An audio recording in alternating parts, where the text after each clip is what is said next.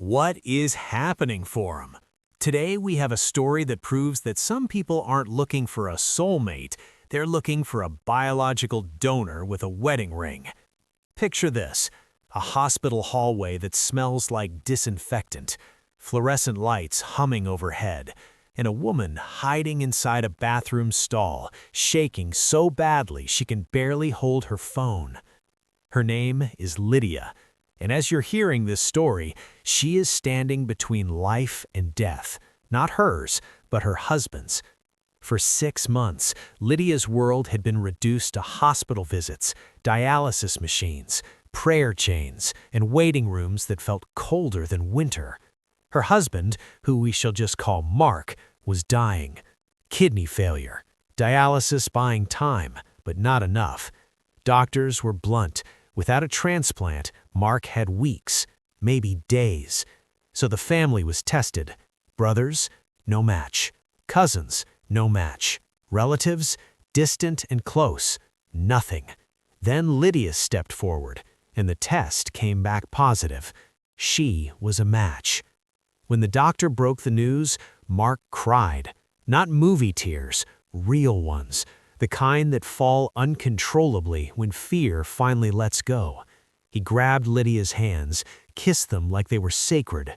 "You're my angel," he said. "You're saving my life." He made promises that sounded like poetry. A new car, a trip to Dubai, a fresh start once he recovered. But more than that, he promised love. "I'll worship the ground you walk on," he said. "I swear." And Lydia believed him. Why wouldn't she?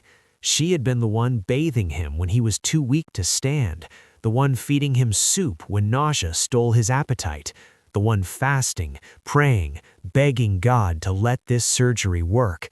She was ready to let doctors cut her open to save the man she vowed to love in sickness and in health. That's what good wives do, right? The morning of the surgery arrived quietly, too quietly. Nurses came in to prep Mark.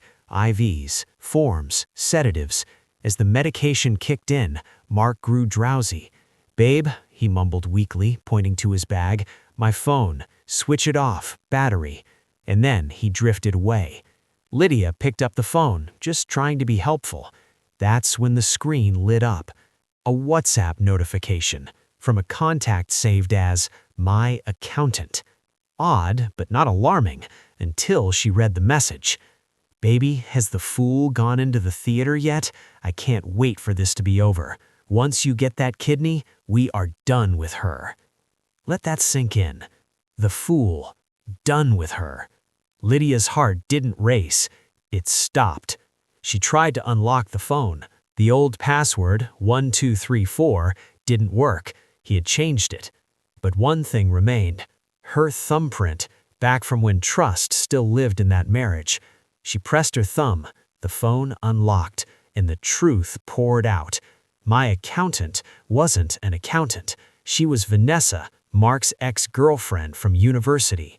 Lydia scrolled and scrolled.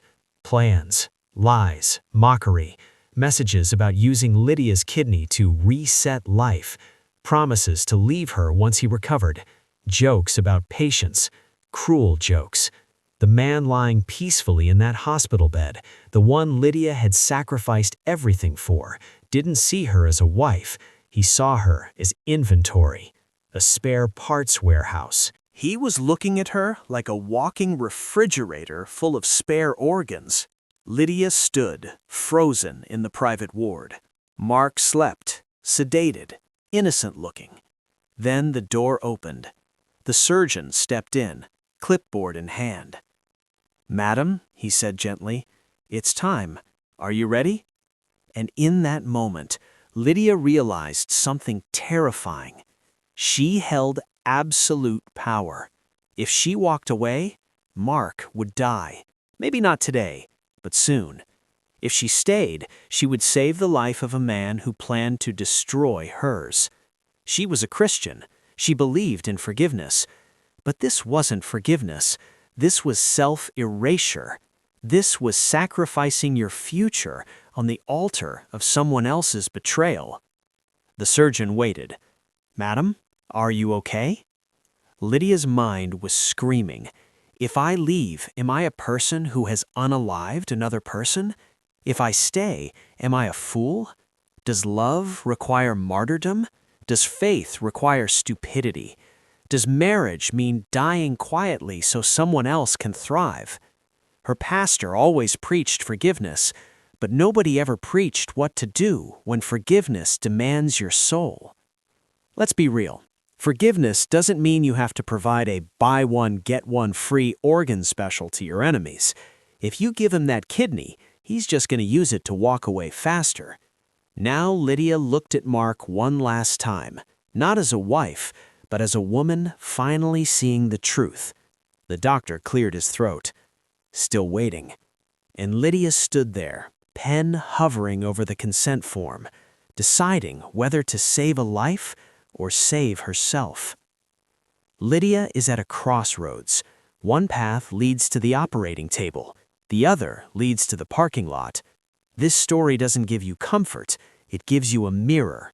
Because sometimes the greatest test of love isn't how much you're willing to give, but knowing when to stop giving. And the scariest part?